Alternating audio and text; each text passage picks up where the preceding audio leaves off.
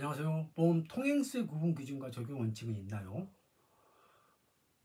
배상책임보험이나 상해보험 실무에서 다툼이 빈번한 후유장애의 적정성과 기हाँ증, 한시장애 등을 판단하는 공인된 기준과 적용 원칙이 있다면 수긍할 수 있는 부분도 있지만 만약 없다면 어떻게 할까요? 법적 근거가 있을까요? 피해자 또는 피보험자, 자동차 대인 배상책임보험 또는 상해보험에 장애보험금을 청구하면 주모손사나 의료 자문위에 의해 기हाँ증 한시장애의 보험 통행서라는 명목으로 중복 가세처럼 삭감, 감액당해 보신 분도 있을 것입니다. 피해자 겸 피보험자는 보험사고로 상해를 입고 괴로운데 주모손사는 자문위와 짜고 제대로 줄 생각은 하지 않고 보험 통행세 핑계를 댑니다. 다수의 보험 계약에서 삭감당하는 피해자의 마음은 얼마나 아플까요? 아프니까 아프다지 마! 자배법 등의 법적 근거는 없나요?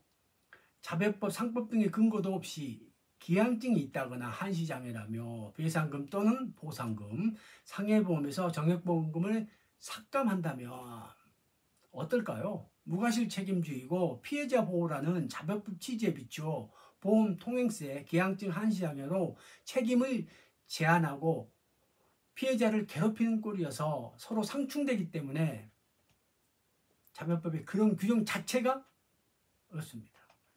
상해보험의 법적 근거는 있나요? 상해보험과 관련한 보험계약법 상법 제4편에도 그런 규정이 없습니다. 다만 장기 손해보험에는 배상 책임보험과 함께 쓰던 시절 기हाँ증 감액 조항이 있었으나 정액보험 성질에 반하기 때문에 2010년 질병상해보험 표준약관 제정 시 삭제됩니다. 한시장애는 최근 생손보호 통용약관에서 등장하지만 2005년 이전 생명보험약관의 연구위가 배치되는 측면이 있습니다. 같은 보험회사에서 연구위를 아무 원인 없이 바꾸고 있습니다. 법적 근거 없이 보험 통행서 고지세 발행은 어떻게 할까요? 자배법 상법에도 없는 보험 통행세, 기हाँ증 한시장애를 어떻게 걷어들일까요? 보험구황이 짱구를 굴리겠죠. 가라라도 그 근거를 만들어야겠죠.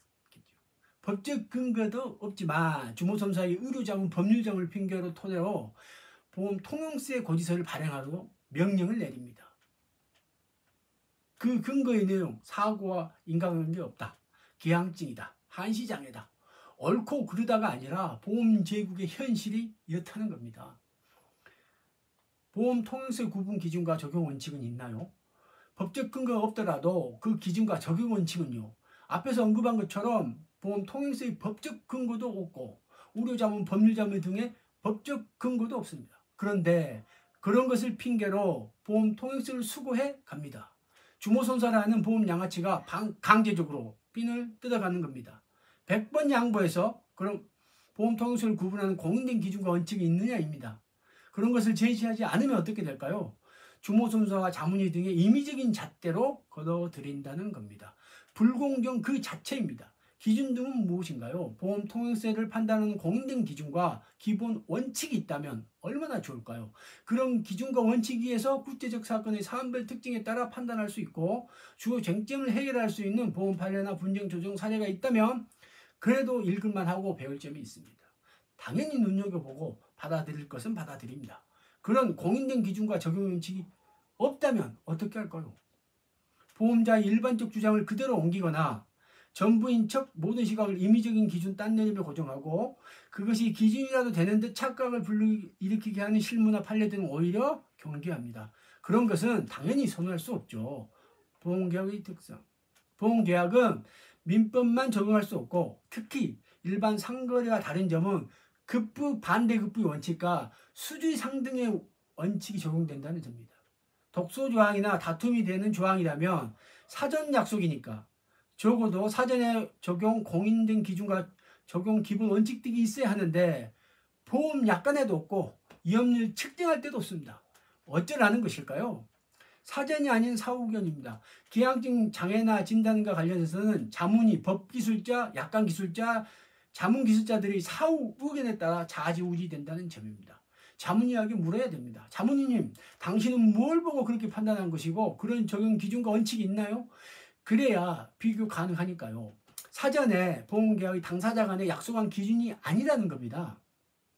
사후 의견이라도 그것을 통계화해서 기준과 원칙을 만들든지 해야지 그런 것은 없고 일반인들이 알아볼 수 없게 보험 통행서 수거 흔적도 남기지 않게 설거지왕 주모선서가 그런 흔적마저 없앴는데 열을 올린다는 겁니다.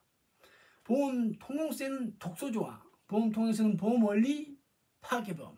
독소조항이 위험률 측정과 보험료에 반영되지 않는다면 무슨 문제가 생길까요?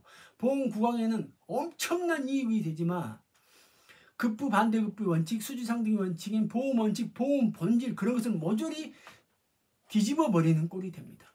보험 구강이 중복과세한 보험 통행세들을 남들이 알아보지 못하게 보험 서술서에 숨기는 거죠. 그 많은 이익을 들키지만 않으면 되니까 보험 상식이 통하지 않는 보험제국에서는 보험 구강이 뭔 짓을 해도 누가 뭐라 그러는 사람이 없으니까요. 아무렇게 적용하는 상황 면책 사유. 기한증과 사고 발생과의 인과관계, 기한증과 부상 부위, 치료비, 치료기간 연장이나 후유장애 적용 항목 등이 달라지는데 살펴야 합니다. 그런 것도 없이 무과실 책임주나 정액보험에서도 기한증이 있다는 이유만으로 삭감합니다. 이는 원인 면책 사유가 아니라 상황 면책, 그 사항만 있으면 확대 적용해서 삭감하고 보겠다는 겁니다. 건마다 다르게 적용하나요?